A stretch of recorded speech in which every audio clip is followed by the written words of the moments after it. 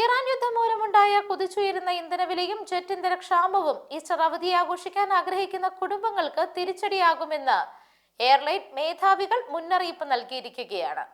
Jet ഇന്ധന ക്ഷാമം പരിഹരിക്കുന്നതിനുള്ള പദ്ധതി മന്ത്രിമാർ തയ്യാറാക്കുന്നതിനിടയിൽ തന്നെ ഈ വേനൽക്കാലത്ത് കുതിച്ചുയരുന്ന വിമാന നിരക്കുകളും യാത്രാ റദ്ദാക്കലുകളും നേരിടേണ്ടി വരുമെന്ന് യാത്രക്കാർക്ക് മുന്നറിയിപ്പ് നൽകി.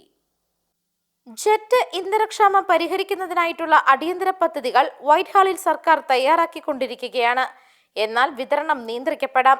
പക്ഷേ എത്രത്തോളം കാര്യമായി എന്ന് ഇതുവരെ വ്യക്തമല്ല.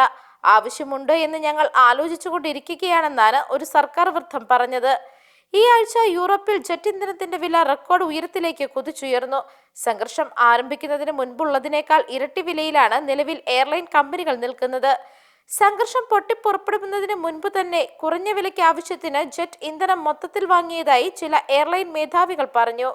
എന്നാൽ ഇത് വളരെ ചുരുക്കം ദിവസത്തേക്ക് മാത്രമാണെന്നും അവർ ചൂണ്ടിക്കാട്ടി. ഹോർമൂസ് കടലിടുക്കിലെ ഇറാന്റെ പ്രതികാര ഉപരോധം പാശ്ചാത്യ എണ്ണ വിതരണത്തെ ഞെരുക്കുന്നത് തുടർന്നാൽ എണ്ണക്ഷാമം ഉണ്ടാകുമോ എന്ന ആശങ്കയും നിലനിൽക്കുന്നുണ്ട്. News desk Magnavision.